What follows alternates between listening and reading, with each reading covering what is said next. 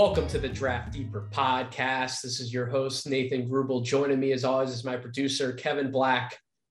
Part two, I should say, of podcast that I'm doing in the same day, recording this second episode, Wednesday, June 8th. If you listened to the first episode that I was doing today, you will have heard Tommy D. We had some New York Knicks talk. We talked about AJ Griffin, and now I'm joined by a second very special guest. You've already heard his voice grace the No Ceilings NBA podcast feed. If you aren't subscribed to the No Ceilings NBA feed, I don't know what you're doing. You should definitely be checking that podcast feed out along with mine. So thank you if you're here. But joining me right now, Dan Purcell, former New Orleans Pelicans front office executive, doing some really cool stuff with the sports business classroom, as you can see by his awesome background. Dan, thank you for coming on the show, brother. How you doing tonight? I'm good. Thank you so much for having me. It's the best time of the year, and it's the only time anybody wants to hear me talk. So I am all about it. Well, as I told you before we started recording, you are always welcome with any of us at No Ceilings. We do the NBA draft all year round. We can't get enough of it. So plenty that we want to talk about tonight, but we start out here very informational, and we will get all the plugs in. So Dan, first of all, I want you to give my audience a little bit of a background and perspective on kind of your journey through basketball and where you're coming from to get them set for what we're going to be doing tonight. Sure. I think you hit it on the head first. I am a vet of roughly 10 years in the NBA. I actually started as a coaching video room intern. I was the late night guy, and I would work with the video coordinator at the time. He's now assistant GM in New Orleans, Bryson Graham. Him and I and Patrick O'Keefe would be in there. Patrick's an OG of the NBA. And, I would pull the late shift. I was actually working at a place called National Basketball Academy.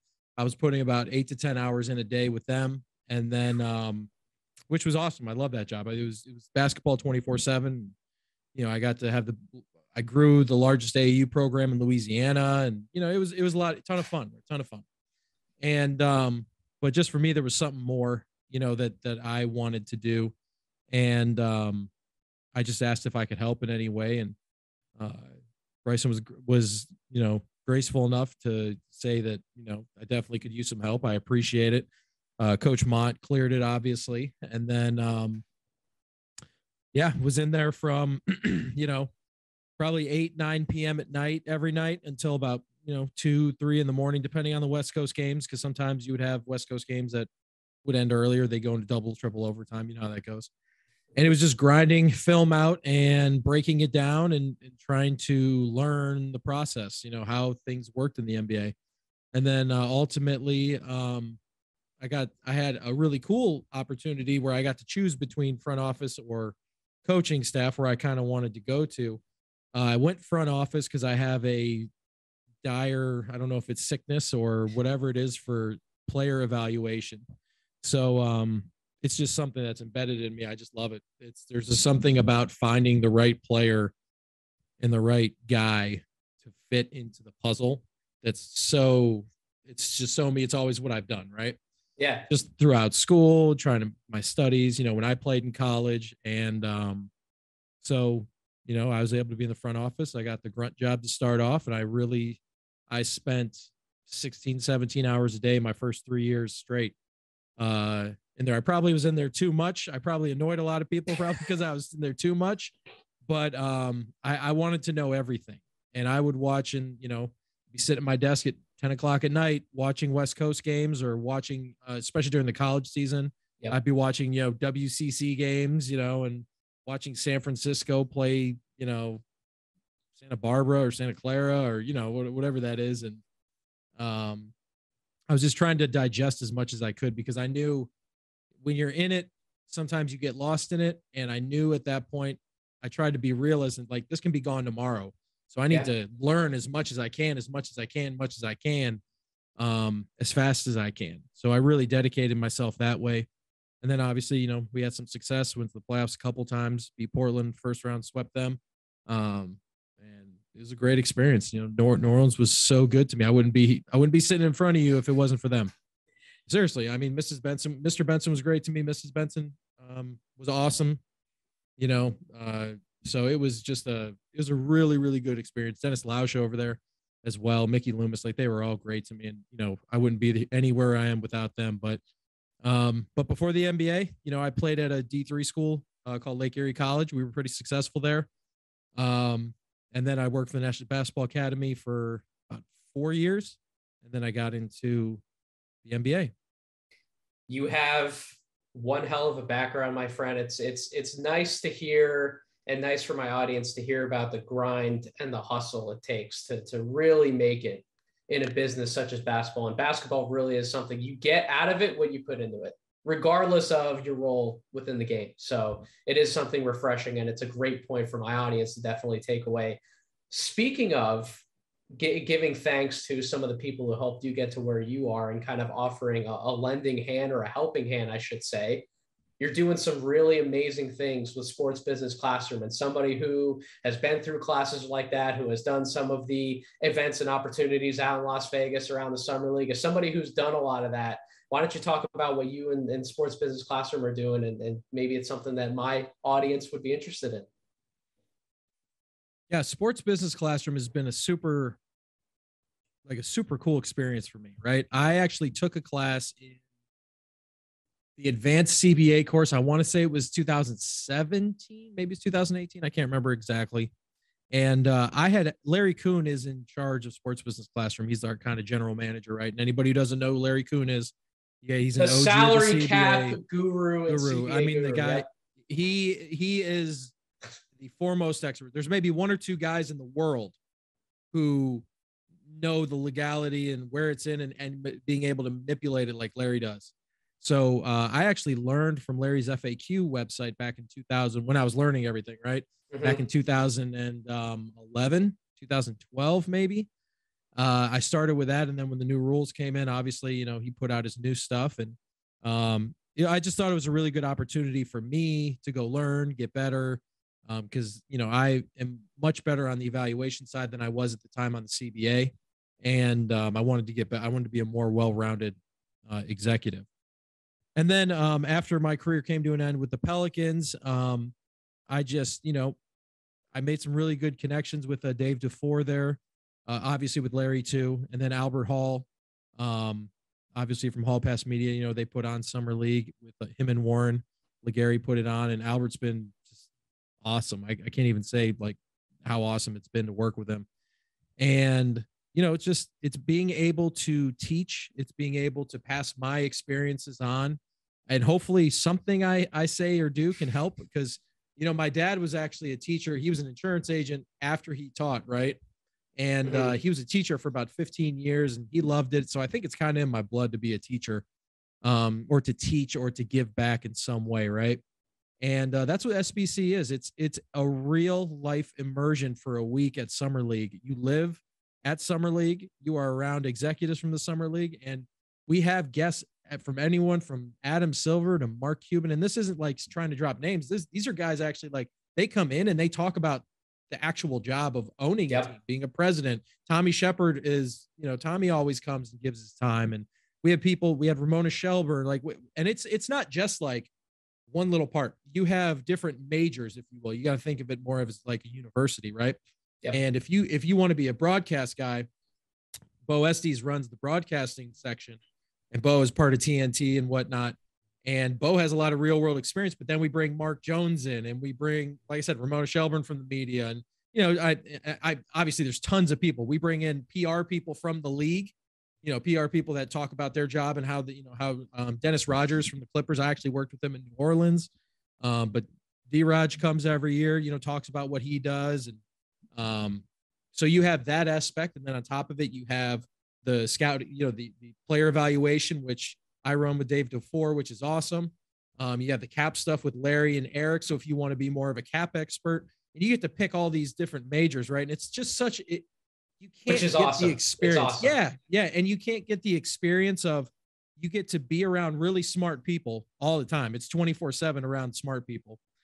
2, you get to learn more than you'll ever learn doing it on your own. It's just a fact. I mean, I thought when I first did it, I was like, I'm kind of in the league, and there's like 5 other people that are in the league here. Otherwise, it's just a bunch of other lawyers and corporate lawyers who want to get into basketball. But then after like the second day, you're like, holy gee, these people are way smarter than me. You know what I mean?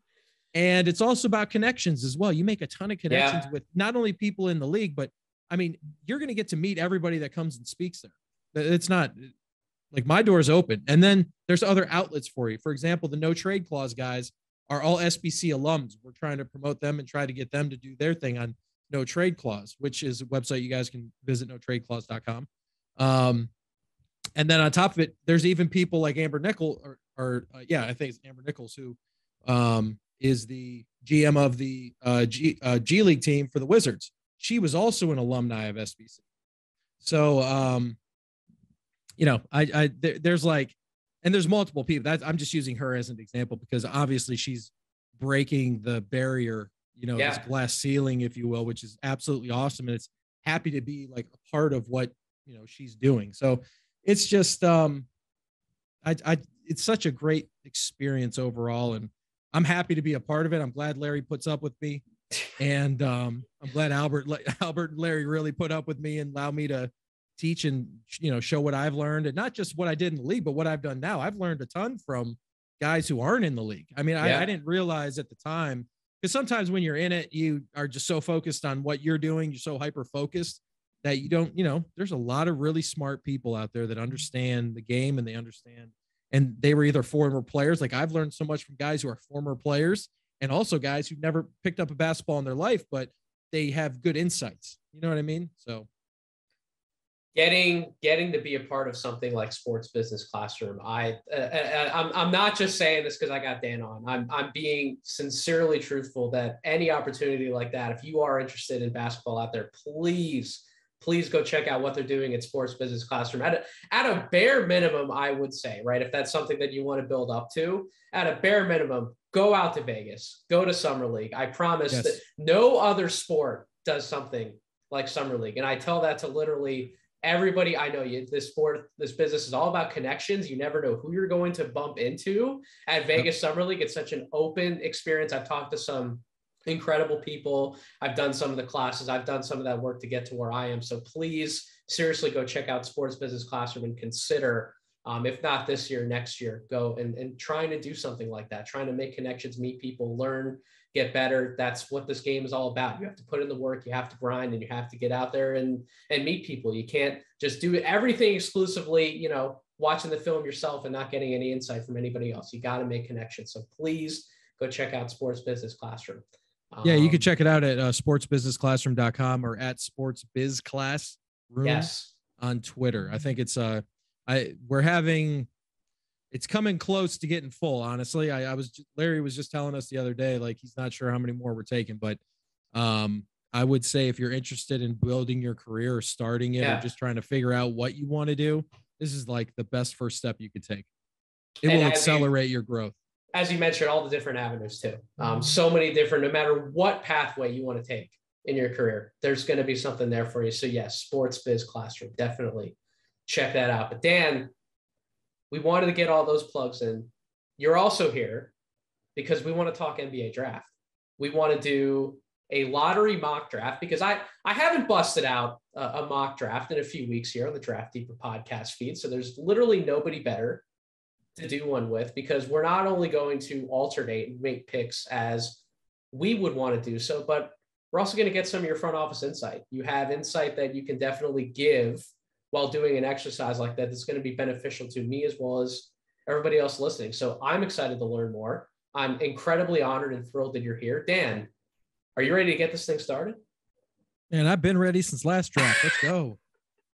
Well, you better be ready because you're the honored guest. You are on the clock. I gave you the first overall pick in the draft. So this is you. This is the Orlando Magic. There are plenty of rumors swirling about who the pick is going to be. We've talked about that on this podcast feed. I don't know if you're going to go in that direction. I don't know if you have another player who's your crown jewel who you would take with number one. Where are you going for the Orlando Magic at number one? Well, let's start here with dispersing some of these rumors and whatnot. I have some pretty good sources that I trust a lot that have kind of guided me on this decision, right? And sorry, I was fixing my mic there. I don't believe this pick will be traded. I can tell you that right now. in the history of number one picks being traded, how many have been traded? First of all, so the precedent is there. Second of all, when you have number one, that's what you do this for, right? You do it so you get to pick the guy you want in the draft up ahead. So let's put that out there first. Second thing, it is a battle right now, not a battle, internal discussion, I should say, between Chet and Jabari. I think Paolo is not in this conversation at all in terms of just where they think they should, which direction they should go. Do you think he should be in the discussion? Just you personally? Absolutely. Yeah. I think you're not doing your due diligence unless he is a part of the discussion. Because I would agree.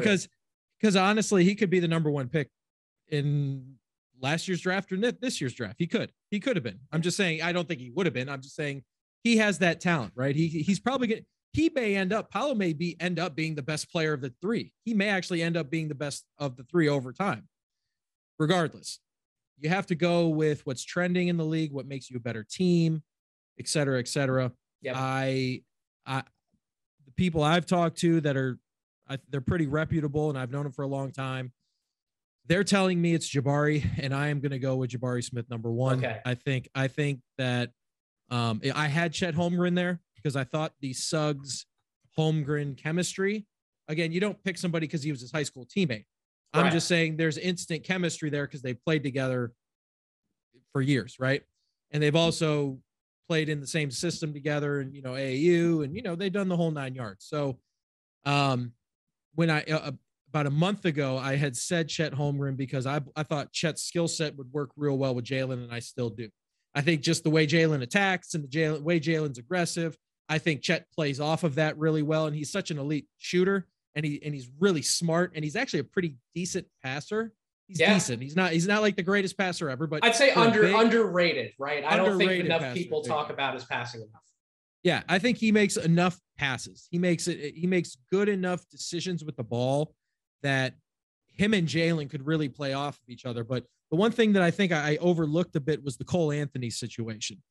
And oh boy, I'm a little nervous where you're going to go. You're talking to a Cole Anthony guy. I'm a little nervous where this is going. So, and again, I don't have bias when it comes to this. This is just I'm trying to look at it from a productive standpoint, right? Yep. Production standpoint, I should say. Cole was by far their most productive player. You would argue, right? He was on a tear. I mean, he had like an all-star case like in December. Sure. So sure. Yeah. That's what I'm saying. He was the guy who probably just was able to make enough plays, was able to, even the games they won was probably the reason they won for the most part. The problem is I'm not sure that he's your second or third best player on a high ranking playoff team. Right. Whereas I think Jalen can actually be a second or third best player in the next 2 or 3 years on a playoff team. Right.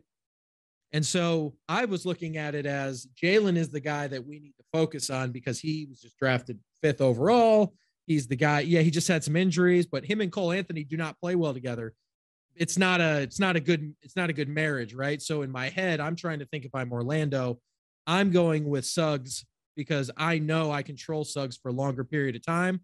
I know he's going to be cheaper for me in the long run. And honestly, he's probably going to be a better player in 5 years than Cole Anthony is, health permitting, right? Odds are that. And that was my thought process. And the more and more I got to talking to people and I saw things and I've watched Jabari every play in possession, defense, and offense of Jabari 4 times now. I literally went through it again last weekend. The whole season, I watched every single game. Took me about 4.5 days again to do it, right?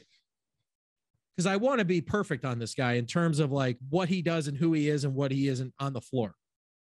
And for me, 6'8", 6'9", he's not Kevin Durant. Let's not put him up there on that pedestal because he does. Kevin Durant can get to his spots any day, any time of the game, any game that he plays in. Durant is a force and he gets there, right? That is not Jabari. But I don't know that there's a better pick and pop big prospect that we've seen in a long time. The only downside I really have to Jabari is his floor is Channing Frye. That's not awful, but it's not the number one pick, right? So his floor so if I'm looking at floor ceiling, the worst case scenario, if he's healthy, he's Channing Frye, a 3-point specialist, a role guy. He's probably going to play in the league for 12 to 15 years just because he can shoot that thing and he can shoot it from anywhere, right? And Jabari can do that. But his ceiling could be a lesser Dirk Nowitzki. That's his ceiling, a lesser Dirk Nowitzki. And that's saying a lot because Dirk is amazing, right? So he's not going to be Dirk because Dirk could get to his spots, and I'm afraid Jabari won't be able to. That's the biggest difference is Jabari needs someone to make plays for him. He needs somebody to get him into secondary action. Yeah. He needs when, he's good in transition, but as a trailer more than a rim runner. You know what I'm saying? So all these things come into it, and it hit me. Nathan, it hit me. Give it to me. What guard is better for Jabari Smith that is on Orlando's roster? Markelle Fultz is still on the roster, man. Who's the better guard? Suggs or Anthony? For him. I mean, it's technically Suggs because he's going to put more pressure on the rim. You think it's Cole Anthony? It's Cole Anthony. I couldn't believe it either. And I watched it again this weekend, and I came to the revelation that I think Cole Anthony is a better guard for Jabari than Suggs is. I know. I said the same thing. Is this guy actually praising Cole Anthony on my? Do I have somebody else talking positively about Cole Anthony on this podcast? No, I'm not being positive. I'm just being pragmatic. Okay. So this is what I did. I went back and watched Cole Anthony 2 days ago. The plays he's making, he needs a bailout partner because he gets out of control sometimes down there, right? He gets out of control. And there were about 25 possessions that I counted in the 7 to 8 games that I watched, just in those games where he was out of control, either at the rim or in the pick and roll, meaning out of control, meaning he wasn't able to manipulate the defense and his body was off. He wasn't square to the rim. He didn't get off his screen well. He didn't set his guy up. There was something missing, right? That he needed a bailout from, in my opinion. This is my opinion.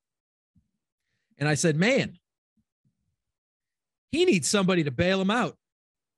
And it hit me again. I said, that's Jabari. You run pistol action on the front side and transition, or 21. We called it 21. You run that 21 action. Slice. Those all I know these are over the head concepts in the NBA to some people. That's just how I think, right?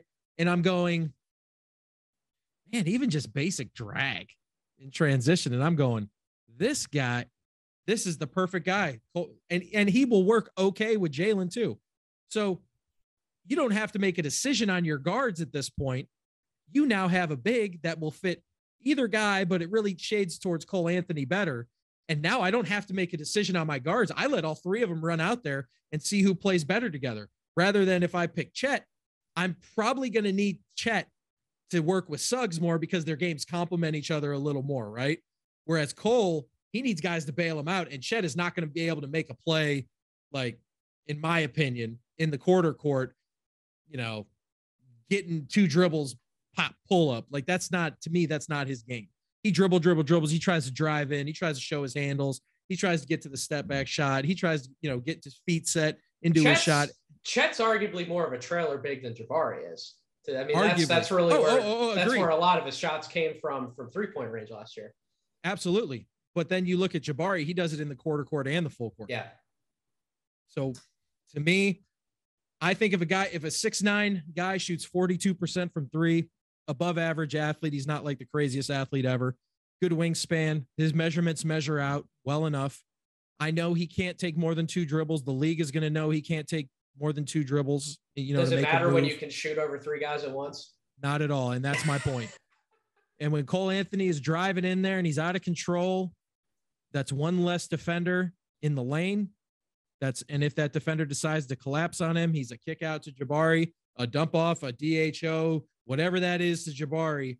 And he's going to be able to pull up the minute he gets the ball. Yep. So for me, number 1 overall, Jabari Smith. I'm not upset at all about it. I love Jabari. I think he is going to be an all-star. I don't see the only bad part about him is maybe he's not the greatest defender ever. He's not the greatest rim protector ever. He's not the most physical guy, but Jabari is my pick. What do you think? I think where I'm at, so Chet Holmgren's number one on my big board. And he's been for there was a small period of time where Jabari got up to that spot about late December, early January, but Chet's been my number one for the majority of the year. However, I see where everybody's going with Jabari at number one, because is there really a team in the NBA who can't use a Jabari Smith? And that's the argument I'm making for you. That's the selling point. Yep. And then on top of it, I don't have to choose. If I'm the front office of the Orlando, I now don't have to choose between Cole Anthony and Jalen Suggs. I can let them play it out and figure out which. You always, as a front office guy, you always want to buy time, right? So that guys you get more reps for the guys you want to watch that are cheap, so that when it comes up to extension time, how much are we paying these guys, right? But you really want to see if they're going to step up and be like awesome, and you can get them on their cheap contract for a year or two, and then get them into their extension, right? Oh my God. But if I don't have to make a decision on it, why would I? That's a great point. That's a point that I haven't made that on this podcast, but that's an excellent point. Jabari may help you best in terms of he doesn't lock you into a certain pathway, and he helps you evaluate everybody else on the roster in the cleanest way, because he's not really going to get anybody else's way, right? We kind of know what he is, and he's only going to get better, and he's not going to get in anybody else's way. That's a great argument. That's a fantastic argument. What if Chet turns out to be Sean Bradley with a jump shot? I'm just saying. You're going to be upset that you passed on Jabari then. I'm just saying. I'm not saying I think Chet's going to be very good. I think he's going to be way better than Sean Bradley. I'm just saying his body's built like Sean Bradley. He does have a scary floor. I don't think anybody can argue against it, right? So then that you're looking at it from both ways now. I'm looking at the opportunity to look at my other roster spots, especially my guards. And then I know I have Jabari locked up for 7 years probably, so I'm good. At worst, he's Channing Frye, so it is what it is at that point. At best, he's a lesser Dirk by year 4. And I feel good about where I'm at. You know what I mean? I feel good about, okay, I took him one, and he's right on the level of what's his face in Minnesota? Developmental level. No. Who are you looking for? The guy that just drafted number one. Why am I having a mind blank? Anthony Edwards. Sorry. Yeah, I had a mind blank. Sorry. Then you're on the same trajectory of production as Anthony Edwards at that point, right? Anthony Edwards is arguably maybe an all-star next year if he continues that uptrend to it. And he's in what, year 3? He'll be going into year 3. He'll be going to, yes. Yep. So that's where you kind of want Jabari, not the same player, obviously. I'm just talking about trajectories of development. You want Jabari to be at that all-star level by year 3. Cool. And now I've already made my decision, probably end of next year or even maybe the end of this year, Suggs, Anthony, which way do I want to go? Do they work together? Do I pay them both? Do we in the next draft? Because we're probably not going to be really good next year. We'll probably have a lottery pick as well next year. Is there another guard next year coming out that maybe who's in the lottery that I think, you know what I mean? There's a lot that goes into it, but I think what you said was really good about he fits. Any way you want to go, you can plug Jabari in and he plays. Whereas Chet, I feel like Chet has to have the right guards to be really, really successful. Like he had Nembhard at Gonzaga, who's okay. Nembhard's probably going to be in the league for 3 or 4 years as a 10th, 11th, 12th guy, but he's never played other than with Suggs, but he didn't get to play with him at a high level, on the college level, and here on the pro level, he'd get to. So whereas if I'm OKC, I'm going to segue into OKC here for you. I know actually 2 guards that are pretty good fit for him. SGA and Giddey are going to make any of these guys better. So think about Jabari on that team. Oh my God.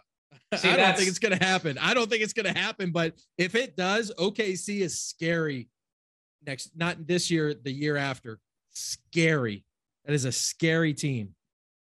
So we talked about Chet Holmgren. I'm technically up at number 2 for the OKC Thunder. And that is who I would take at this point if Jabari is off the board. But we don't even necessarily do a second deep dive on Chet Holmgren. There is the possible buzz, and I want to get your perspective on this, Dan. We talked about this before we started recording. there's a possibility that I might not even be able to make a pick in this exercise if we do it on draft day for the Oklahoma City Thunder. It might be a different team. And draft picks that high generally are not, traded hands, right? It's not a common occurrence that a number 2 pick might look to be moved off of or traded down. But this is a weird year. I think we at No Ceilings are all prepared for just absolute chaos to break out on draft night, possibly multiple trades, even in the lottery. And we'll talk about some of those opportunities as we keep going along. But what's the possibility that OKC does move off the number 2 pick? And if somebody's looking to trade up, like what does it actually take to get up to a number 2 spot? Because that can be complicated depending on the team. But like from your perspective, like what would it actually take for a team to move up to number 2? It's going to take a lot. Sam Press done an amazing job, in my opinion. He has taken rags and turned it into riches, and that's what you literally have to do as a small market team. So it's not going to be cheap. I'm going to tell you that it's not going to be cheap. Sam does not sell this stuff cheap, and the history of number 2 picks being traded is very slim. Yep. I mean, off the top of my head, I don't know. I don't have anybody on the history of, that's been traded number 2, unless you can off the top of your head in the modern NBA. In the 80s, it happened, obviously. But I think it's going to be really hard. The candidates for that is Sacramento. I think they're really either Houston or Sacramento are the only 2 candidates for that. I don't think Houston wants to pay the popper because they also don't have their pick next year, I believe. And so they would really be digging into their trove for the future, which is going to be tough. Just because you really got to think Chet's your guy. Like you really have to think that Jalen Green and Chet are made like they're your Malone, Stockton, your Kobe, Shaq for the next 6 years. I don't see that. If Jabari is there, I think it's a little different because I think you can plug and play Jabari with pretty much any guard and you're going to feel pretty good about your situation, right? And I'm not saying Chet can't plug and play with a lot of guards because he can. I think the thing is you're not going to get his best being with certain types of guards. I think Jalen Green is not the type of wing scorer guy that's going to help Chet get better. I think you need somebody who's more, an actual pure passer to I really think Josh Giddey is the key here for that. I think him and Giddey would have a field day together because Giddey's vision and his court awareness is so high. You add that with Chet's IQ and his court awareness, you really start to get smart basketball going on. And then you add Shea into that as well and his playmaking ability and his ability. He's a smart guy too. It's not like he makes all the dumb plays all the time. He does make some good, smart plays. So you put those 3 guys together on the floor, your IQ is high, your character is high, you have good people on top of it. And now I think in that scenario, you can play Shea or you can play Shea and Chet together and you can give Giddey a rest. Or if you want to play Giddey and then give, Shea a rest to give him a breather, instead of having to play 38 minutes, he plays 34, 33 minutes a game.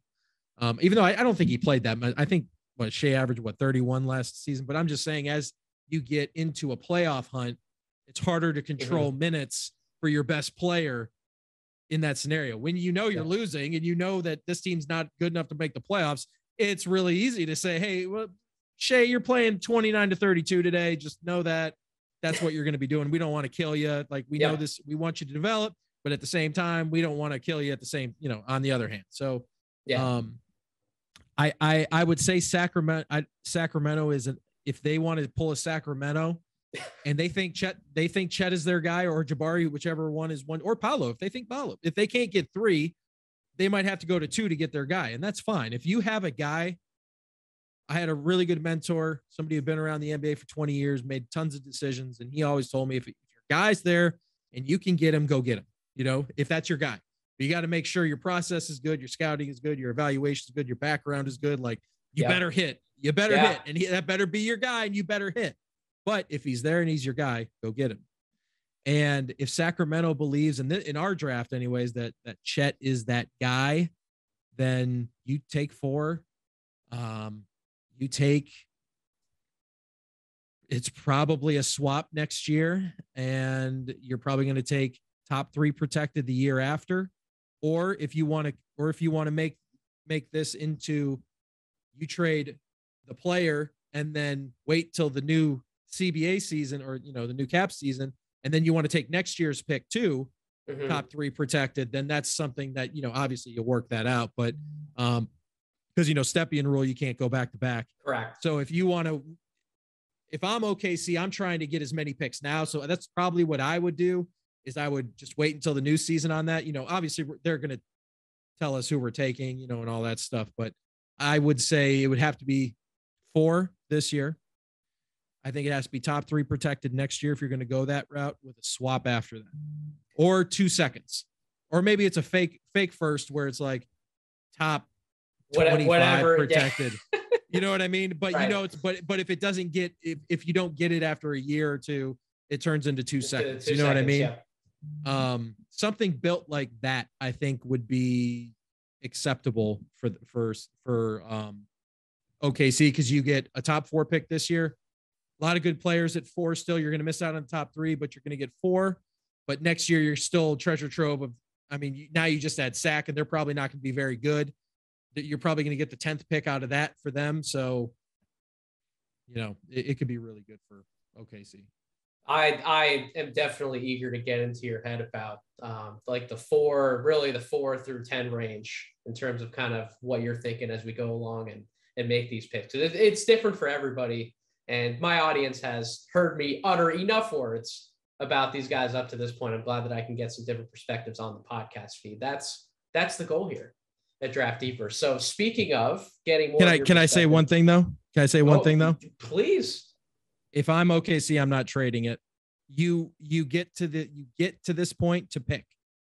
If it was 7, okay, 6, even 5, I'll listen. But if I'm OKC, I am playing for 1 through 3. That's why I'm doing this. I wouldn't either, because I'm that high on Chet. So I would personally take Chet if I was, even if they like Paolo, or Paolo. Yeah.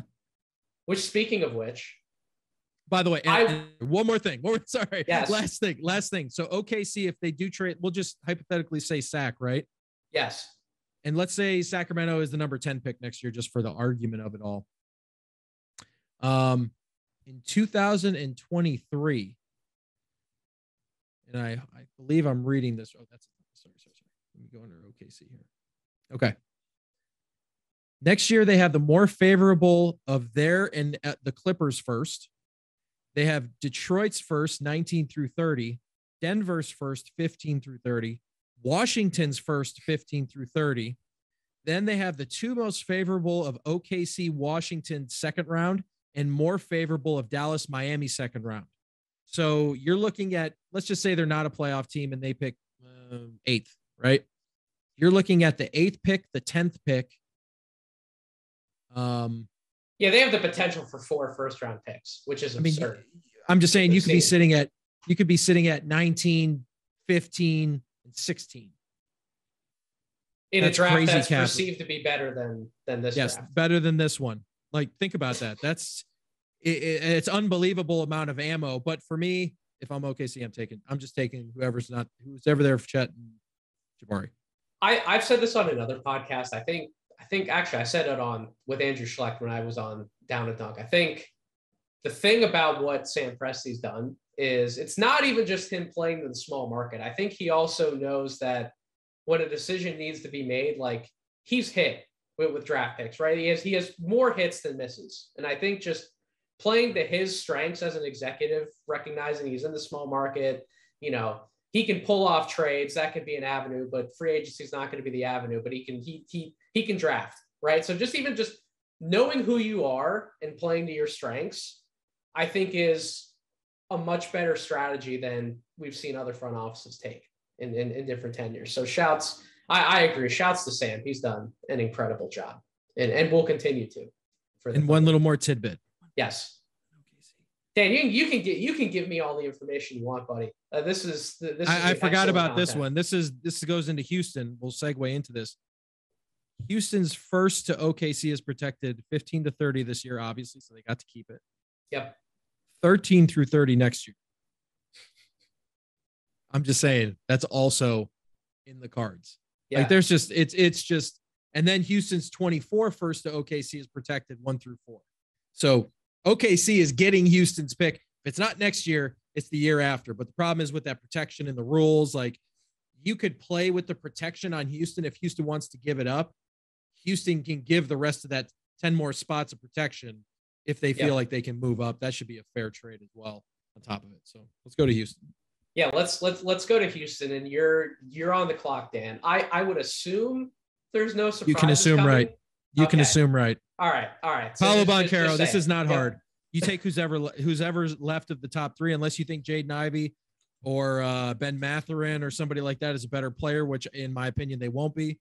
I am 100%. This is the easiest pick of the draft. It's whoever's left over from the top three.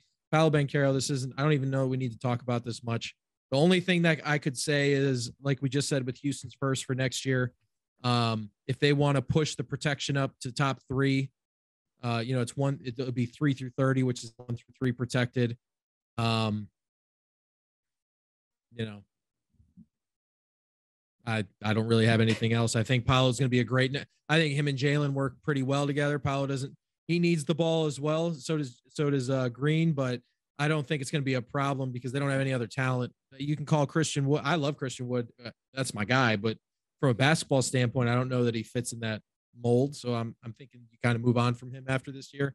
And then, they have some other guys that are okay, but they need talent. They need talent quick. Yes, they do. And this is the best way to do it. I mean, you said it earlier. He could potentially be the best player out of the draft class. And you might be able to get him at number 3. Like that's a reasonable outcome for somebody who, out of those 3 guys that we just talked about, I would believe to project as the one who could potentially be a number 1 option for a really good NBA team. Like he's that guy. So defensive concerns notwithstanding, I think you do take that guy at number 3 at all costs. It gets incredibly interesting at number 4. This is, as the kids would say, where the draft begins, right? For a lot of people out there. And the second layer of the draft. Yes. And this sparks a very fun debate. We talked about the trade that could possibly happen if some of the rumors would play out that the Kings want to trade up to number 2. They could make the number 4 pick. They could be involved in a trade. If they do stay at number 4, which is what we're going with in our scenario, we are not mocking trades. I'm on the clock, and I'm going to take Jaden Ivey, because I think that Jaden Ivey is the best player available, and we can touch on that really quick. I do kind of want to ask you if OKC would trade down. I would ask you who they would want to take as well. But just touching on the Jaden Ivey and Sacramento Kings pick, like BPA versus fit. Just I've made my argument. 9.9 times out of 10, I would make the BPA argument versus fit. But just from somebody who's kind of been there, seen that, why don't you just touch on that for the audience really quick? BPA versus fit, Jaden Ivey. Why are we taking him at number 4? The case for him is that, one, you Bill Belichick this to the max here. He has a Russell Westbrook type game with a jump shot. I actually I forget who it was. I was saying it last night on the No Trade Clause podcast. He kind of has some John Moran in him too. There's a little bit of that burst into space with him that you're not going to be able to teach. This is a God's gift to the world, right? And for me, I understand you have your best 2 players are both your lead guard and your second lead guard, or Davion he's like mini Drew Holiday. You know what I mean? So, mini as in smaller version. Drew's about 6'4". Davion's about 6'1". But he has same defensive intensity, can shoot the ball, learning how to play. And then, I mean, obviously the roster is full when it comes to guys that need the ball. And it will be definitely hard for Coach Brown. It's a good problem to have 3 guards that can all get you buckets. Like all 3 of those guys. There's no trio of guards in the NBA who could apply more pressure on the rim at any given moment, both in the half court and in transition. Correct. Those 3 could. They are all fast. They are all pretty strong. Jaden is a little bit weak at the rim, but he can fix that easily in the weight room. Great. The only thing you can really say about Jaden is that he's inconsistent with his shot selection, and he's a little out of control, and he has two speeds, slow and super fast. And the cool thing about slow and super fast is you can teach medium. You can teach semi-fast. There was a coach once that talked about like I'm not gonna say his name, but I want to protect him. But at the same time, it was a little bit out there, but I got what he was saying. He used a meat scale for it. Rare, medium, well, and well done. Right. And he would always say, you got to get guys that, they can get to medium rare to well done quick, but then they can also take well done and get to medium. And I'm like, I understand what you're saying. I don't know that it's the best analogy, but I get what you're saying. And that's the only knock really on Jaden is shot selection, the consistent shot selection. And, I think his defense is pretty good. I think sometimes he reaches, sure. And sometimes, it's stuff when you carry the offensive load, you're going to have to take some plays like where you're chilling. You know what I mean? Like you have to, or else you're going to die. It's just how it is in basketball. But I think I have him at 4. I do too. I listen, it's a good problem to have if you're Sac. It's a better problem if you're someone else, but it's a good problem for Sac to have. I don't know, man. They could trade. If I was Sacramento, can I tell you what I would do if I was Sacramento? Oh, please. I would be trading out of this so fast. I'd be trading up or down. I don't care. This is the worst spot in the draft for you. You got lucky. You got 4, and that's great. And I'm happy. I would be happy that we're at 4. We're blessed to have it. We have options now, right? To me, I'm looking at Portland. I don't think they want to move up in the draft, but I'm looking at New Orleans with their draft cash. I'm looking at Oklahoma City if they want to move up with some of the future firsts they have. If I want to move up to 2 or 3, I'm looking at that as well. I have my future first next year. I don't think they have anything really. Yeah, they own their draft picks, all first rounders from here on until 28. So they own everything, right? So you have a bit of a cash if you want to swap yours and then give, we talked about this OKC protections and all that stuff. Sacramento has a history of trading picks, though. It doesn't exactly work out in their favor because they're always back in the damn lottery. So. Sure. Yeah. I mean, that's just how, it's got to happen to somebody, right? Yep. It's going to happen to somebody. But if it's me and I'm the guy and I would be making decisions here, I would be trying to get something out of Detroit. I would be calling New Orleans left and right. Because I'm telling you, a team with CJ McCollum, Brandon Ingram, Zion Williamson, and Jaden Ivey is, that's a tough team to guard. I don't know that team is going to be not top 4 in the West. You know what I mean? New Orleans is sitting really pretty where they're at, regardless of what they do. They're sitting pretty. Absolutely. But I'm just thinking from Sacramento standpoint, I'm on the phone with New Orleans, New York, Washington, Indiana.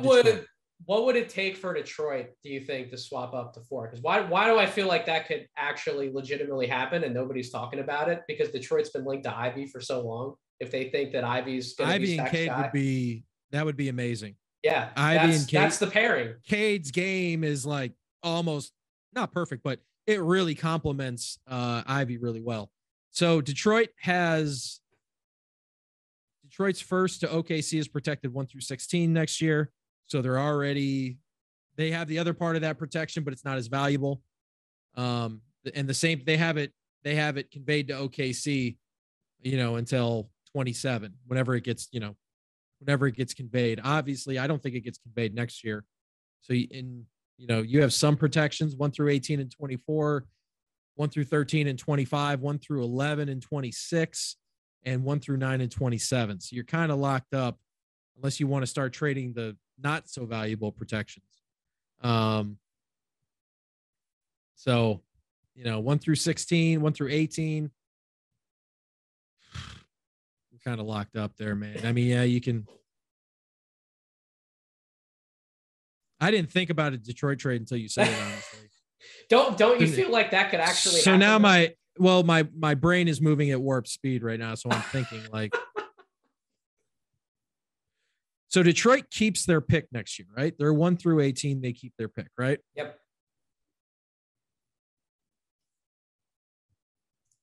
Same thing in 24, 1 through 13 and 25. So they're going to be bad next year. They know it. They're going to keep it. 24, they're probably bad too. They're not out of the lottery yet. 25 is where you'd be. I just don't know that you want to give up the protections on those. That's tough. I'm just trying to think of like, how do I move up from 4 to 5? It's going to take future picks. Not a lot. Yeah. But I mean, I have to give up 3 through, I probably got to give up 5 through 17 next year protection. And then that protection will probably have to carry over all through 27 to match OKC, because Sacramento is going to say, well, we want our pick now. We don't want our pick in 4 years. So you're going to have to, and if it gets out to that far and OKC gets conveyed their pick, Sacramento's going to be like, well, we need to get our pick too, you know? So it's a tough spot for Detroit. They have Jeremy Grant. So that's a thing. If Mike Brown likes Jeremy Grant enough to play with him, he might be able to, you know, with Harrison Barnes aging a little bit. I don't know if he's coming back next year, but I'm, you know, throwing that out there. Jeremy Grant's a name that I know we're going to be throwing around. And we'll be talking. Yeah, we'll be. But he's all around this draft because he's probably the best player available with a reasonable contract that impacts winning, right? Yeah. And I think it's tough. Maybe this is probably why I didn't think about Detroit at all, because they don't have anything. They can give him the 228 first, you know, top 5 protected or top, you know, maybe 10 protected, but Sacramento's not going to. I think they're kind of locked into 5, and they're praying that the Kings take like Keegan Murray at 4 and hoping that the guy falls to him. But I don't think there's a way. They're going to have to take the protection to make it. The only way I see this work is they take their protection on the next up to 27. They go next year's 5 through 17, and then or 5 through 18. I'm sorry. And then add 5 through 18. It would technically be 5 through 17, right? Yeah. Yeah, sorry, 5 through 17, because 18 then gets conveyed to correct OKC, I believe. So, you know, 5 through 17 and 23, 24, 5 through 12 and 25, and then 5 through 10, 5 through 11, 4 through 10, then 26. And then top 3 protected in 27. Oof. I better really like Jaden Ivey. Yeah, trading up and involving any sort of potential multiple pick scenario when you are a team who's expected to be using those draft picks in a short order is generally probably not where you want to be. So, I mean, I got to think I have a chance at winning the lottery next year if I'm Detroit. So that's why I'm like, why would I give up my protection? I mean, I guess it makes sense. I'm sorry, and I'm sorry if I wasn't prepared for this. I didn't have Detroit it's all trading good. Anything, because I'm thinking to myself, all these protections. It's like, we just might as well take the guy that comes to us. Well, that's probably why they were super. You're on the clock at 5, man. You're on the clock. You can take the guy. Well, I'm taking Keegan Murray there. I mean, I'm taking Keegan Murray. It's a battle between him, Ben Mathurin, and AJ Griffin for me. But I'm going to take Keegan Murray. I think he complements Cade really well. Keegan's a good kid. He's not going to rock the boat in terms of like being a disgruntled guy. Like his story's super like against the odds. Like he's just one of those. He's like, he kind of reminds me of CJ McCollum a little bit in terms of personality, and just dude who's grateful and he's thankful to be there. But he's got a little bit of an edge, and I think him and Cade will work well together. He's a good player. I think he's going to be fine. He'll be probably 2-time All-Star, maybe an All-Star once. Just a good starter, key reserve for a lot of years. So we're basically going. I mean, you flip the order around of those top 3 guys. I don't want to spoil my entire board before I unveil the lottery portion next week on Draft Deeper, but we're essentially we're going through my big board at this point. And I'm going to keep that trend going at number 6. I'm going to go in a different direction than you possibly might, given some of the names you threw out who might have been in contention for 5. I'm going to go Johnny Davis at 6. Wow. I like Johnny. I don't like him at 6, just to be honest. I get the Where fit. I get the fit. I see where you're going with fit, but Indiana needs guys, man. They need dudes. And why isn't Johnny Davis a dude for you? Talk Ben to me. Where you at on Johnny? Ben Mathurin is a better dude in that case. He's better. Ben Mathurin is better for Rick than because Rick needs somebody who can get a bucket. The way he plays offense, like there's sometimes when his offense breaks down, there's just possessions where the offense breaks down. And that's just the NBA. That's nature of the NBA, right? Sometimes offenses break down, defense have good, guys don't move, yada, yada, yada, wrong lineup. He needs a guy who can get a bucket. And I'm not on the Johnny Davis bandwagon of he can get me a bucket. Ben Mathurin, on the other hand, Ben's ceiling is Dwayne Wade, in my opinion. His floor is probably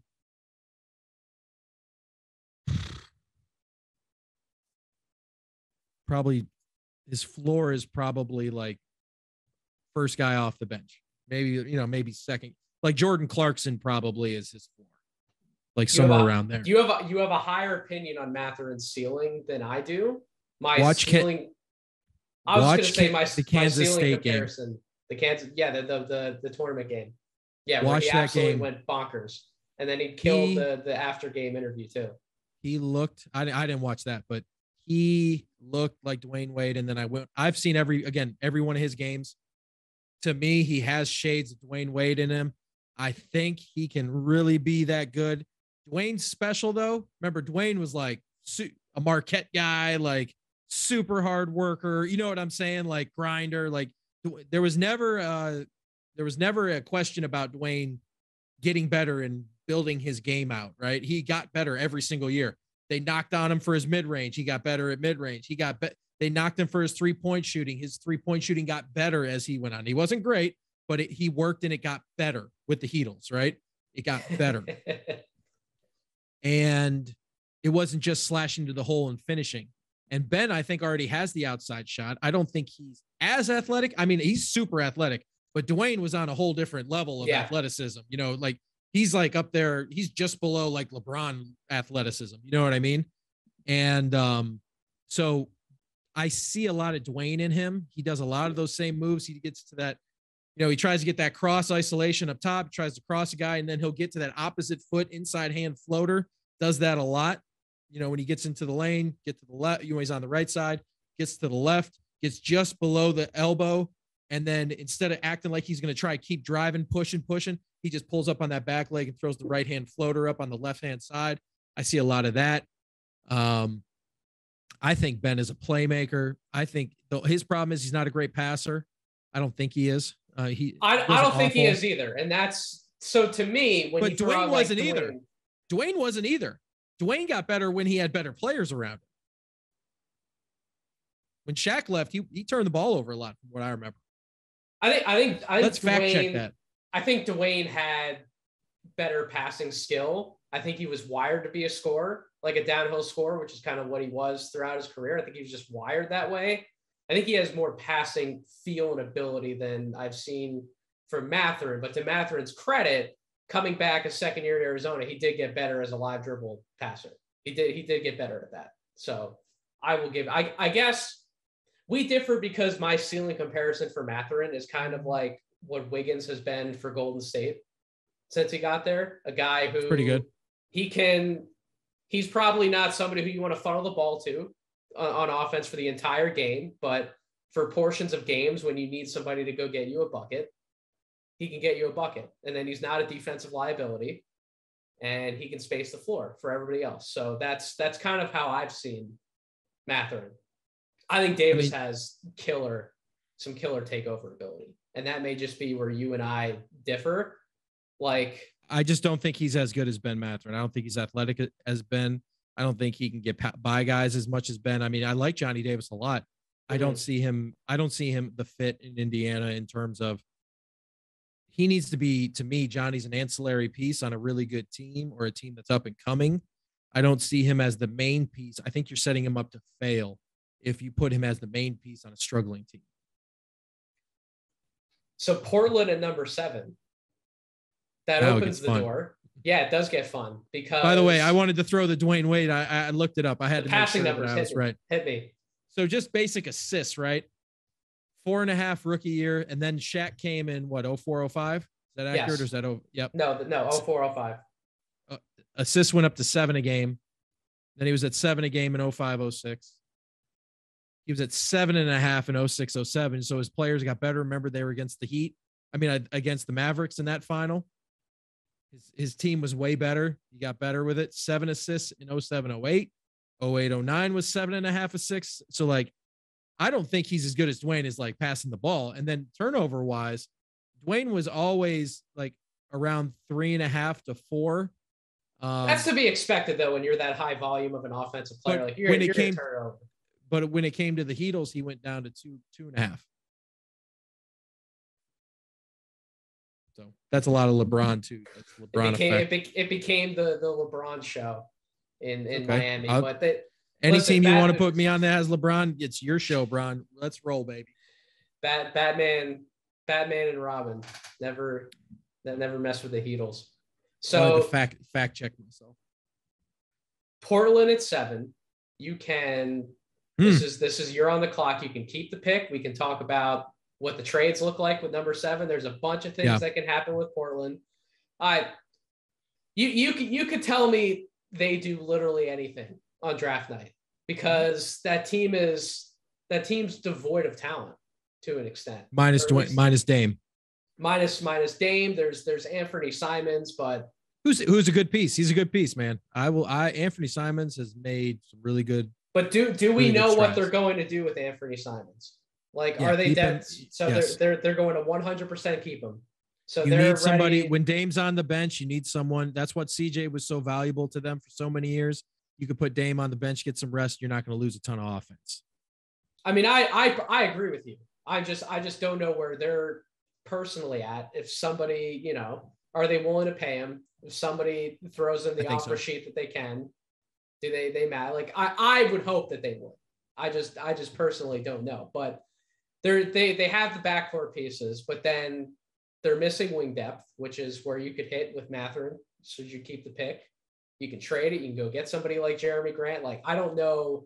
This is fun because I get to get your answer, Dan. I get to get what you would do in the situation. All the opportunities in the world. What would you do with the 7th pick? And if you keep it, because we're doing the lottery mock, talk about everything else. But if you keep it, who are you definitely going with? Well, we'll stick with the mock and then we'll talk about trades. I think that we'll just stick to the rules here. Yes. If I am Portland and I'm forced to pick here and I'm keeping the player, it's Dyson Daniels. I love it. I love Dyson Daniels. And to be fair, he would have been also in consideration for me at 6. Probably Johnny, Dyson, and Mathurin to me would be the 3 guys who I would have in consideration at 6 with how it's played out. So I was going through a scenario with this because I've gone through like 35 scenarios, right? with my colleagues and guys that work in the league and just, guys that are understand the game and just to see. If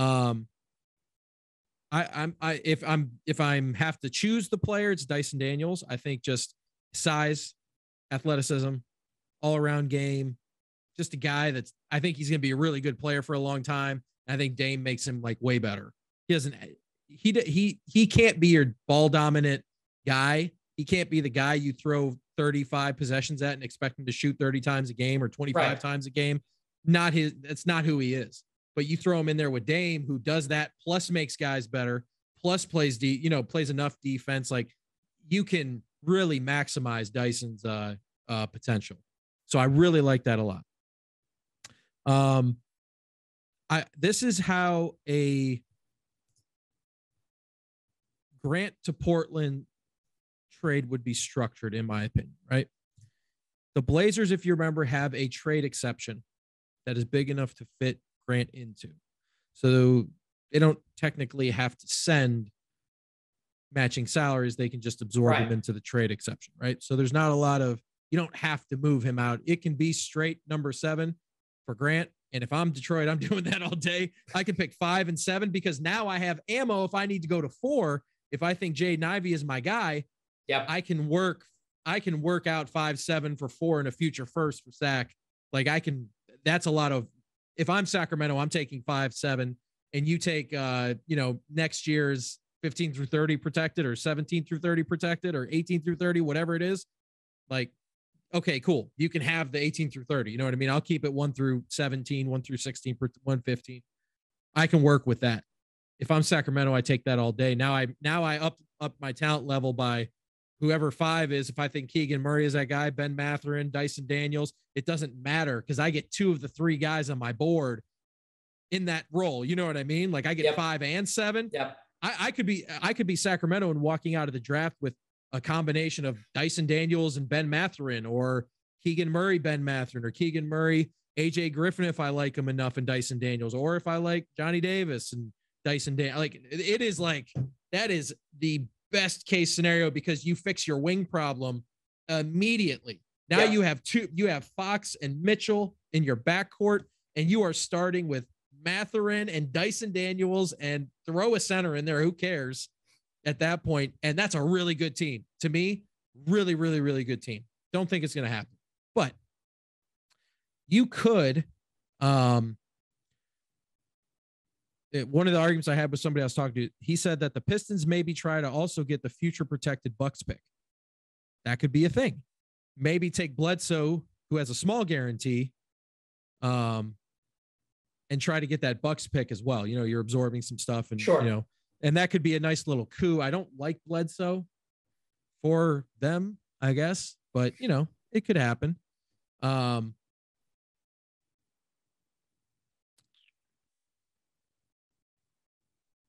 Yeah, I said in this scenario, Grant is a role player. I'm not giving up 7.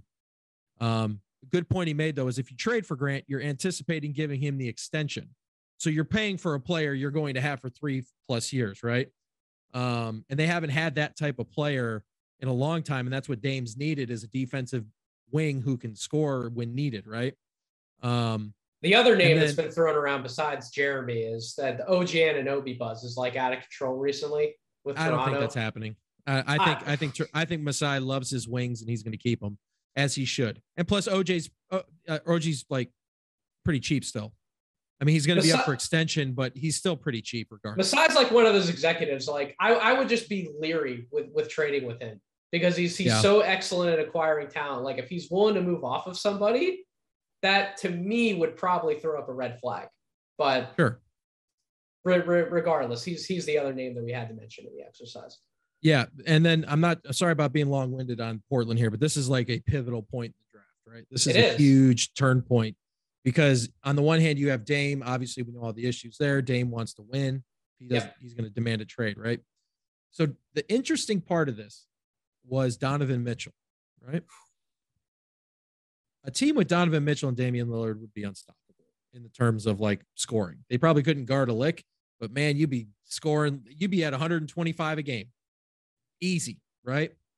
But in order to do that, you have to give up 7. Remember the Portland first to Chicago is protected 1 through 14. So you're going to from 22 to 28. So that's conveyed for the next, 1, 2, 3, 4, 5, 6 years. So you're playing again with your protections. So man, would that be a trade that would happen on draft night, or would that be something that happens a little later? Yes. No, draft night, because Utah's going to want to pick 7.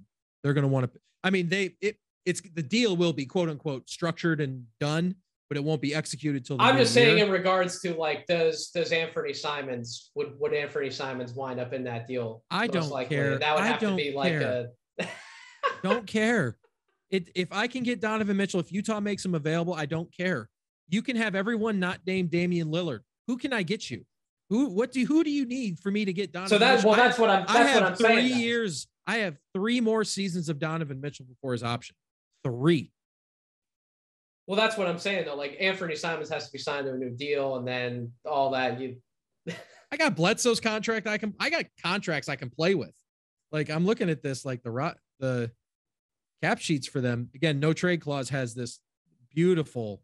If you guys haven't used it, they have all the cap sheets for every team, like future picks, everything. It's awesome. NoTradeClause.com. I'm plugging it because it's so awesome. I got contracts on here. I got Bledsoe who's partial. I got Ingles still. Sorry, Ingles is option. I got Josh Hart still, who I control. Yep. That's 12 million. Simons, you can sign and trade most likely. Oh, you can get up. You can make up the money. That's what I'm saying. You can get to the salary. I'm just, and that's what but I have players. Like I have actual players that can play in games for you. Like Josh Hart is a good player. He may not be able to be traded until next year. Wait, let me see, because he was traded in the middle of the year. That Utah thing that's a whole nother can of worms, because there's Gobert in there. What are they going to do? Are they just going to fire sale? Who are they going to move? Oh my God. I haven't even gotten to really wrapping my mind around what the hell Utah's going to do. Anyways, yeah, we'll get there. But I'm just saying, I'll double check on the Josh Hart thing. He might be untradeable at this point, because you might have to wait until December 15th of next year or whatever that is. But I have the contracts to make it work. So really it's just about draft equity from there. Yep. And if 7, and then I give you pretty much all of my picks, top 1 or 2 protected from here on out, they're going to get conveyed at some point. Once this one to Chicago gets conveyed, it's wide open, and you can renegotiate later about adding more or subtracting more, depending on what you want to do. But, man, I don't know that Grant moves it for me. Grant's not a needle mover for a team like at Portland. 7 when I can get Dyson Daniels. I mean, I can do a lot of things with 7. And don't forget, you know who could be really sneaky here? Our good old pal Sam Presti.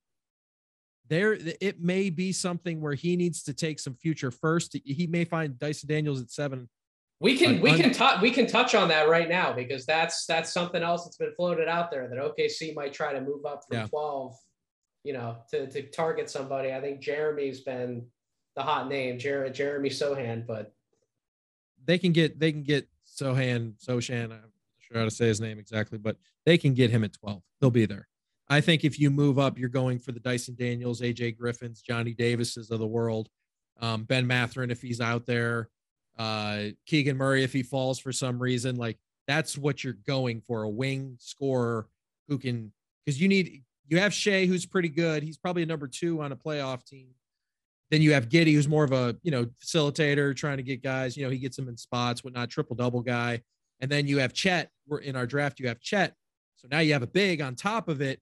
Really, what you need now are wing defenders, wing shooters, and a guy who can get you a bucket. Right? You need to be able to alternate somebody with Lou Dort who can knock down a shot from the wing. I would agree. So Lou Dort's ceiling is low, unfortunately. And I like Lou Dort. I just don't think I think he's a role player on a playoff team. Sure. And I think if you can get a Keegan Murray, or you can get Ben Mathurin or AJ Griffin or Dyson Daniels in this area, then you go for it. If it costs you 12 and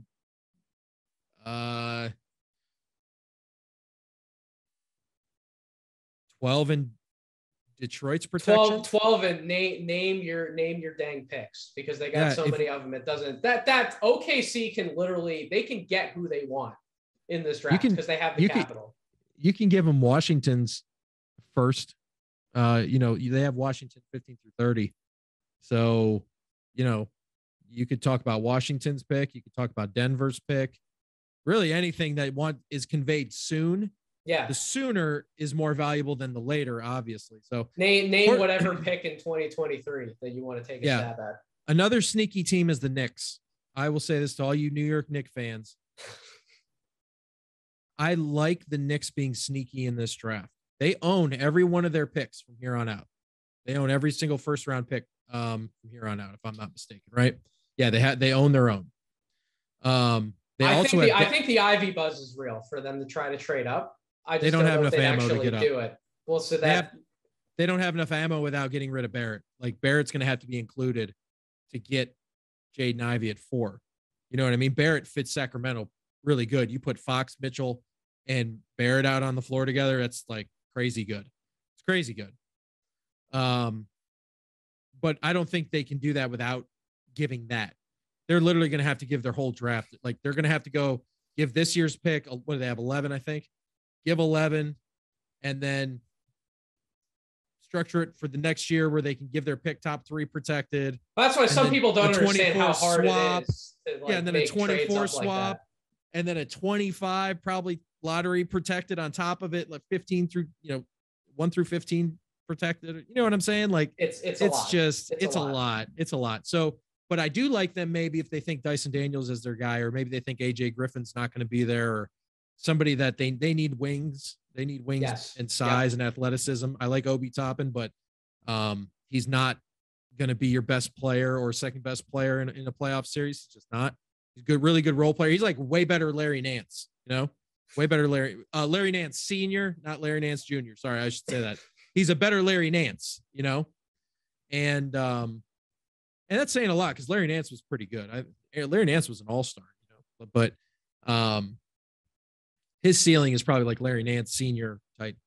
So the Knicks could get up to 7. You can give this first and then Dallas's protection next year and probably get up to it. If that's not enough, then probably add some protection onto yours next year, and you can probably snag 7 from Portland, and then Portland can go and take those picks and parlay it into whatever else, and Jeremy Grant for a player named Donovan Mitchell or Bradley Beal in the future. So New Orleans would be on the clock in our scenario. Dyson Daniels is off the board to the Portland Trailblazers. With how the draft has fallen, I'm on the clock for this pick. At this point, I would take Shaedon Sharpe. At this point. You can raise your eye. However, I do not agree with you whatsoever, but please tell me why. I want to hear this. Because they have a stable of talent, right? Mm-hmm. Why not take the shot in the dark? Why not take the shot in the dark on the guy who could possibly have top 3, top 4 upside at this spot at number 8? You would go in the direction, you would try to get like an AJ Griffin or a Ben Mathurin, 100%. somebody who's that's the name. Probably more equipped to be playing tomorrow versus Shaedon Sharpe, who's not going to be playing tomorrow. Not even that. New Orleans is in a great spot, right? They are. I appreciate your thought process on that. I think it's thoughtful. I think it's good. I don't agree, but I think it's really good. And you're right. You have a bunch of talent. Why not take a shot on a guy, right? Like this is a perfect time to just take a shot. This guy might be your second best player by the time it's done, right? There's 2 things that, in my opinion, are a little wrong with that. Shaedon Sharpe needs development time. He's not going to get shots with Brandon Ingram and Zion Williamson on the floor, especially with Valanciunas as well, needs touches. And CJ's out there. Like, there's not going to be enough balls for him there's not going to be enough basketballs to give him his development. He's got to go to the G League. So, okay, cool. If you want to go that route. To me, AJ Griffin, and things I'm hearing around the league too, that AJ Griffin is kind of their guy, kind of where they want to go. He's a plug-in, and here's why.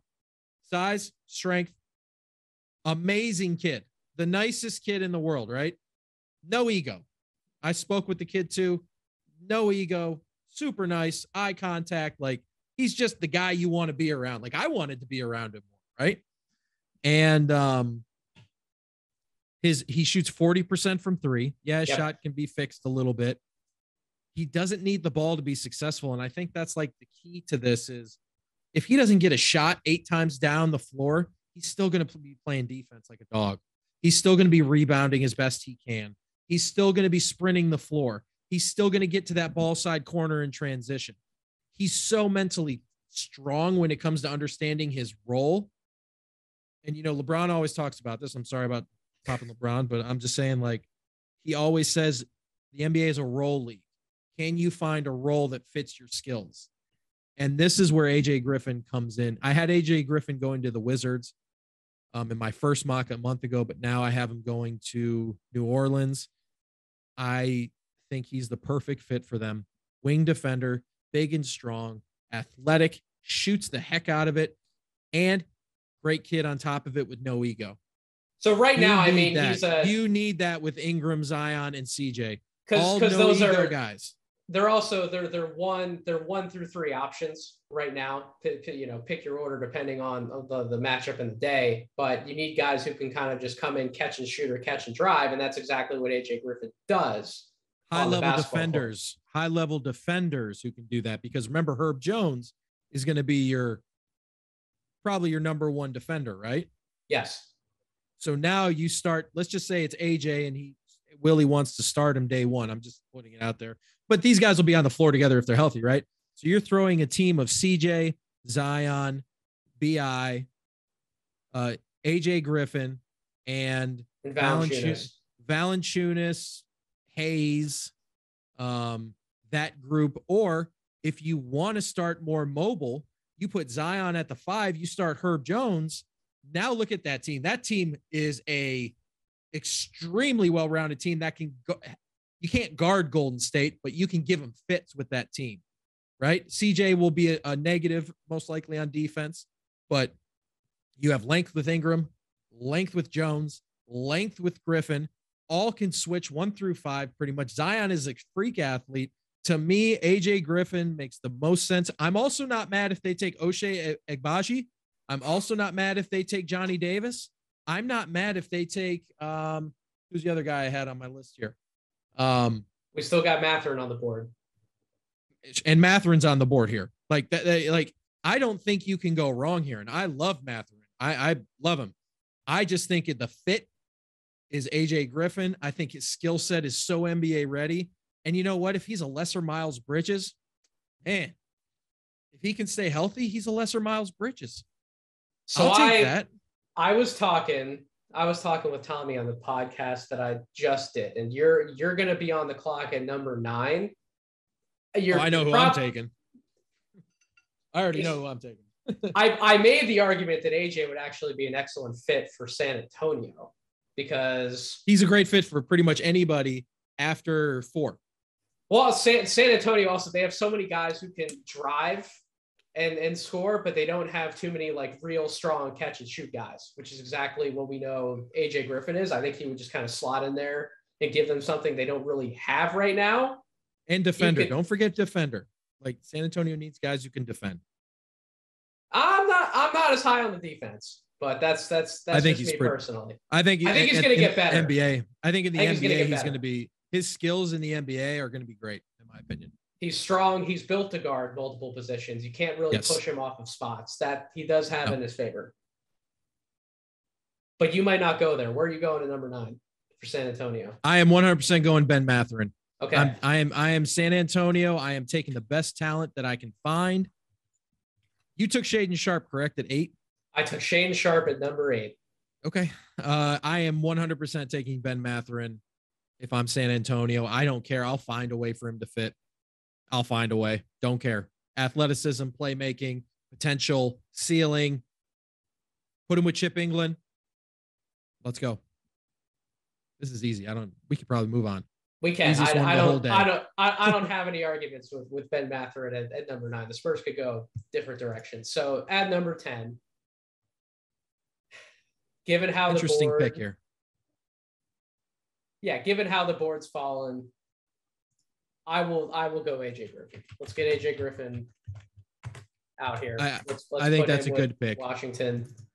Good pick with Beal. He helps Beal on the wing, gives him an Otto Porter-like guy. I think that's a very good fit. I like, again, with Washington, I like Ochai Agbaji here. I like Shaedon Sharpe if he was there, because he's going to get minutes. You know what I mean? You can develop him in Washington. I like Johnny Davis is off the board at 6, so I don't have him. So yeah, I like the and Dyson Daniels if he's there. He's not in our draft, but if he's there, I like him as well. I think Dyson's really good next to Brad Beal. So the New York Knicks at number 11, we talked about them. You're on the clock. They are absolutely a trade candidate. I 100% agree with that premise. If they are to stay at 11, which is the scenario in this mock, they could go wing. They could target one of the big men. I doubt they would go guard. I know that Ty Washington, New York's like a popular thing. No way. I'm not as high on Ty. No way. In my opinion, in the lottery. I personally don't feel that there's one of those quote unquote point guards who's worth going for in the lottery. That's just my personal opinion. So I think it would be one of those two other positions. I don't know where you're going to go. Where are you going to go at number 11? So if I'm the Knicks and I'm taking the pick, I am 100% taking Ochai Agbaji. It's an easy pick for me. I think he's one of the most solid picks that you can get. You know what you're getting with him. He has a little bit more room to grow. He doesn't have high of a ceiling as, you know, some of the other guys, but he's a really good shooter. He's a really good playmaker. He can make, I shouldn't say playmaker. I should say he can make plays when needed.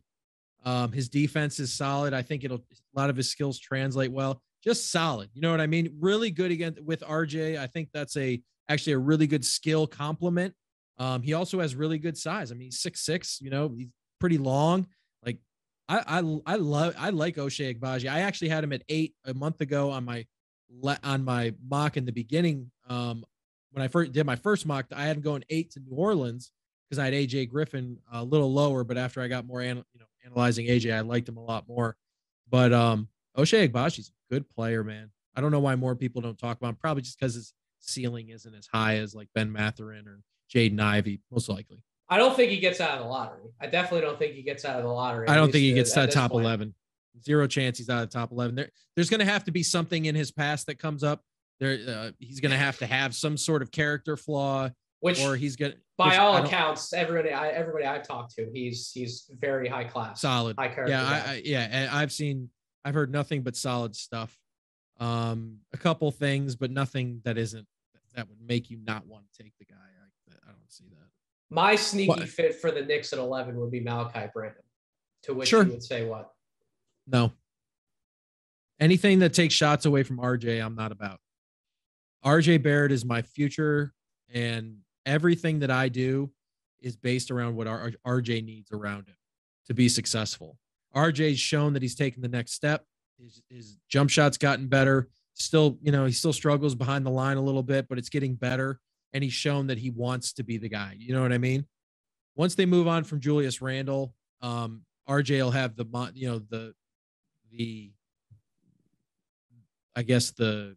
it's going to be his team. I don't know. Yeah. I don't know what word I was looking for, but yeah, it's going to be his team.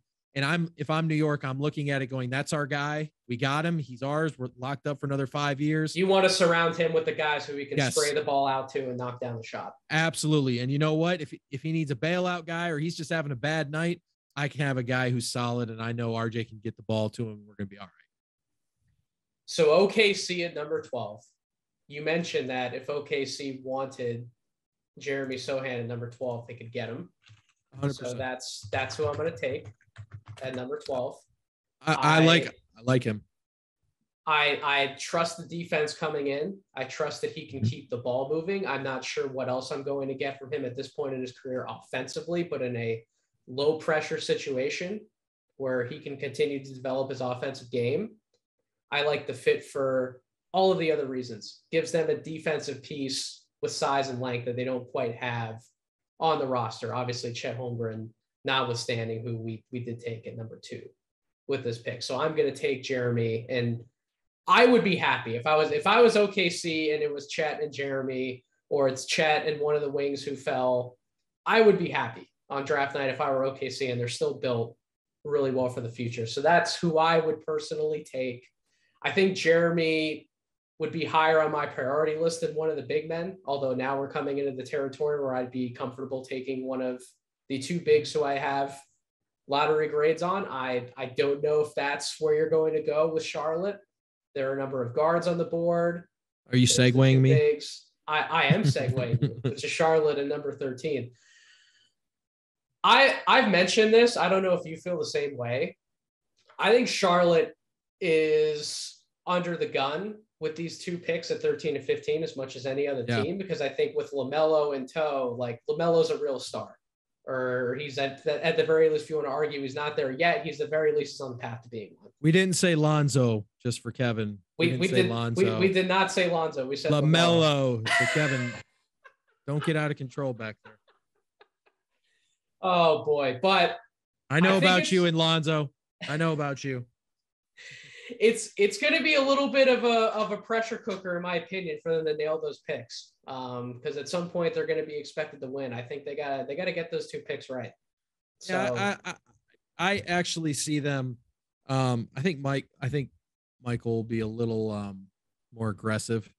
The thing is with the current regime that they have, that regime has been known to be more safety and take the picks that you have. Mitch has been, one of those guys. He doesn't have a history of being too aggressive in the draft, right? Obviously, with the Lakers and whatnot, you don't have to be aggressive, but the history of it is he's not super aggressive with the draft in terms of we got to go get up and get picks. I mean, if you wanted to take 13 and 15, and they have 13 and 15, if I'm not mistaken, right? Cleveland's stuck in the middle at 14. Yeah. So 13 and 15, you could maybe get up to 10 if Washington wanted to get out, if they didn't feel like they had somebody. San Antonio might if they feel like they can get their guy later in the draft or something like that. I don't see moving up. I mean, maybe Oklahoma City takes them. Maybe if they want to move to 12, Charlotte can give 13. That's a little expensive, but if you got to move up, you got to move up, right? Maybe it's New York, but maybe because I would have pegged Ochai Agbaji being a great fit in Charlotte, but he is now off. He may not be there scenario. though, right? Correct. And that's what I'm saying. Like, if I'm Charlotte, I got to figure out if I can get up, but you won't know that until the draft is going on because you don't know who's going to fall. But if let's say Johnny Davis, I'm just throwing a name out. Say Johnny Davis is still there at 12, which he could be. And OKC is just sitting there saying, I'm going to take him. I'm going to take him. I'm going to take him. Then, you may have to pull the trigger and just go with what you have. I did, by the way, the OKC pick at 12, I actually wouldn't be surprised if they took the French kid. What's his name? Are you talking about Jang? Bien? Yeah, they could go Usman as well. They could absolutely go that and route. They could store him. They could go store him for a year or just bring him over and just develop him. I would not be surprised that because the number of picks they have, that I actually have them taking him, which would make sense, right? Unless like a Johnny Davis falls or he's a top 15 player on my board. I will say that. So or Agbaji or somebody like that fell and they felt like they had to take him. But if I'm picking this for Charlotte, it's tough, man. I feel like it's a lot. You're going to lose on both of these picks here, and not because like I think the players are bad. I just don't think the fits are great, right? I don't think you can take a big at 13 because I think you can. That's actually I was going to say Jalen Duren. Like I think like you take him. You're not happy about it. Do you think Cleveland would take a big away though at 14? No, there's zero chance.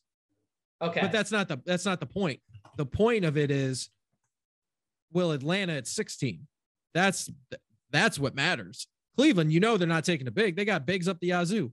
Right, but Charlotte's got 15, so Charlotte could. I understand. Wheel back around and take the big there. What does it matter? You're literally picking back to back. Sure, if there's a wing, okay, fine. If you think you have Cleveland's guy, like if it's Tari Eason or for some reason Dyson Daniels falls or you think it's Jovic. So if Soshin's there, Max Christie's a name, Blake Wesley. Like if you think Cleveland's going to take any of those guys, but you like them more, then yes. That's a good point. I was going to take Jalen Duren. I wasn't even caring about what Cleveland did because it didn't bother me at all. Like, you know what I mean? Like it doesn't bother me what it does. I guess. But they do need a big. They do need a big though. That's what I'm saying. They need a big athletic guy. And like here's my thought process, right? Sure, Cleveland's probably not going to, but what if they do? I need a big. I need somebody who can run up and down the floor and is athletic and block shots. I have to have that at Charlotte, right? Yep. He's staring me in the face at 13. I want to risk it. There's no guarantee. Cleveland could be a wild card and say, oh, yeah, by the way, we're going to take Jalen Duren. And you're like, why? And then they hold it up on you. You know what I mean? Like, yep. Well, we're going to take him. He's off the board to you. If you want him, you're going to have to pay us a future first. Just like that. You know what I mean? Like that's what you want to risk. Like you want to risk that scenario because now that big just cost you more to get the same player. It depends on who's your guy. Well, in our draft, it's Duren. Yeah. Like that. I don't see another wing in our draft that we're doing right now that would make me get off that. You know what I'm saying? Like, correct. I don't see that. I don't either. So my thought process is I'm not going to let that scenario happen. I'm going to get my guy. That's the thing about the draft. If your guy is there and you are picking, take him. Do not play with it. Don't try to get super cute. Not everybody is Boston and Jason Tatum. Okay. Not everybody is. It's a great point. It was a win-win situation for Danny Ainge with Jason Tatum. Even if Tatum went 1 or 2, he was still going to get a really good player. You know what I mean? Even if he had to take Fultz at 3, he wasn't going to. Even if Fultz dropped to him, he would have taken the next guy. But that's not the point. The point was he won every single angle of that trade, and he got his guy at the same time. So, it was a calculated risk, but it was also a safety thing because no matter who he picked, he was going to win. All those guys are good, minus Fultz, obviously. But, that's neither here nor there. But for me, I'm just taking my guy, taking Duren. Not going to let Cleveland muck it up. Not going to let them hold my, feet to the coals. Taking Duren. I'm not going to muck it up for you. That solves two things. That solves two. Well, that's the kind of games that get played in the NBA. Wouldn't you, if you were Cleveland, you can extract a 15 through 30 2 years from now, and then it's every single year for the next 3 years after that. Wouldn't you want to do that? I would. I agree. I agree. And I end up in 25 with pick 20 and pick 20 and pick 16. Like, it's smart, but I'm just going to take my guy.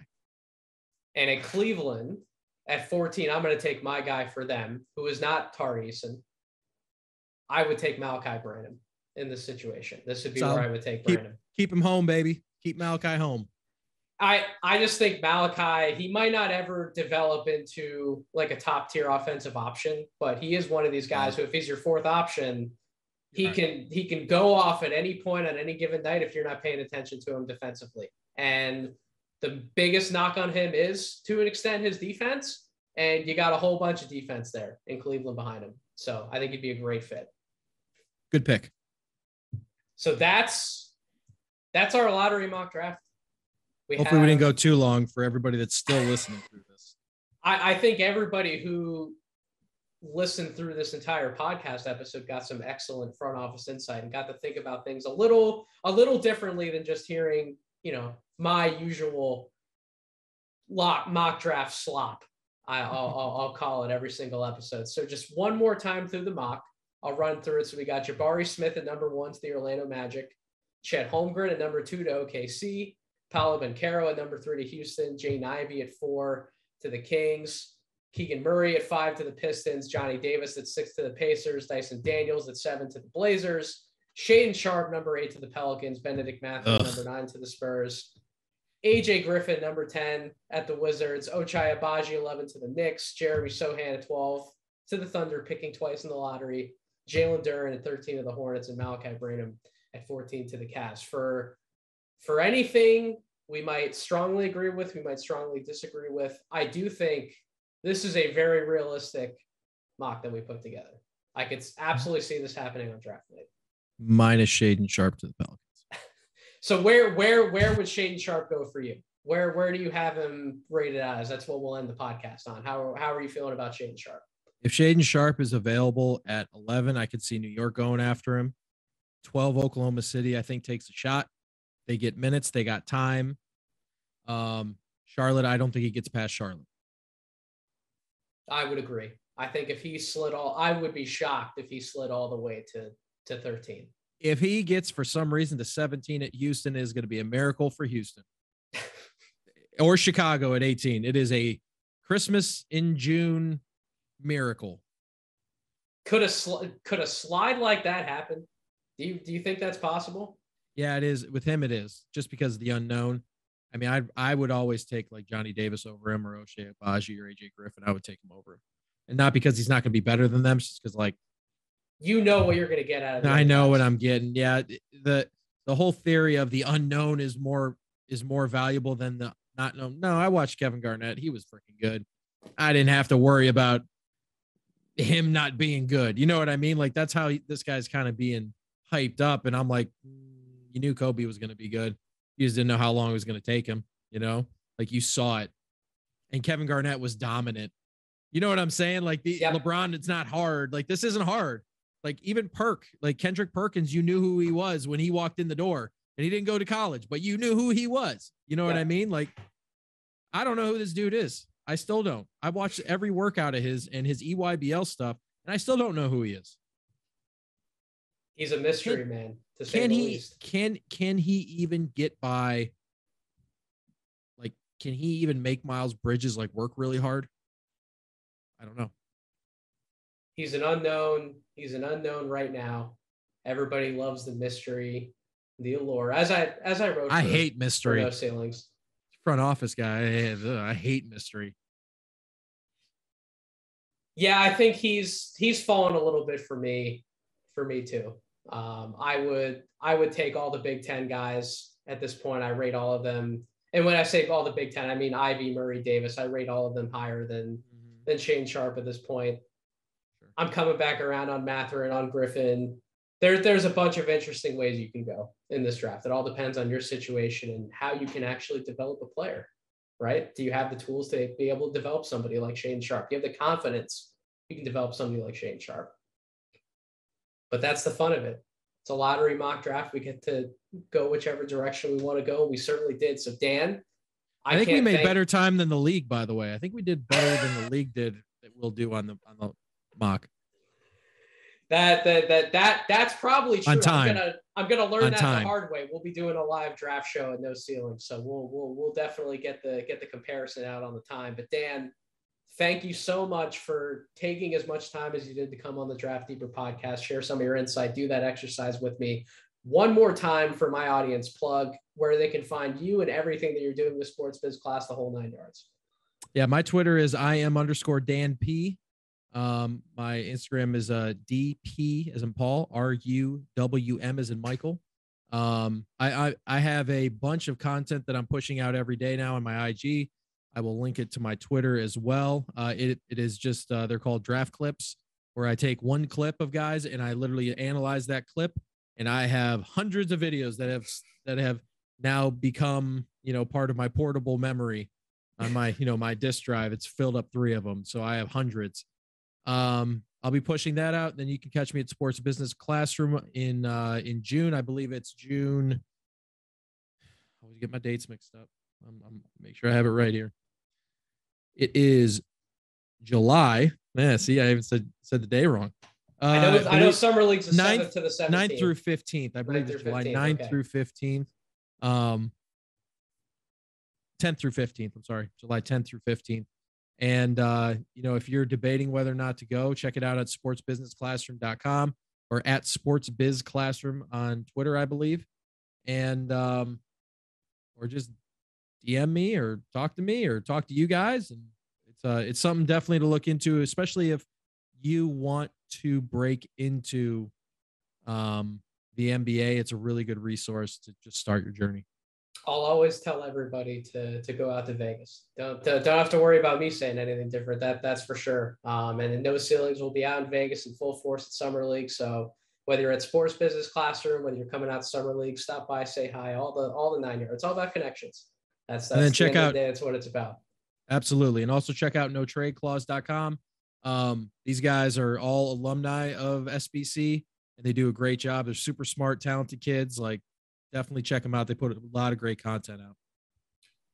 And most importantly, thank you, everyone who chose to listen to this episode of the Draft Deeper podcast. If you aren't subscribed, please make sure you go do so wherever you get your podcast, Apple Podcasts, Spotify, YouTube.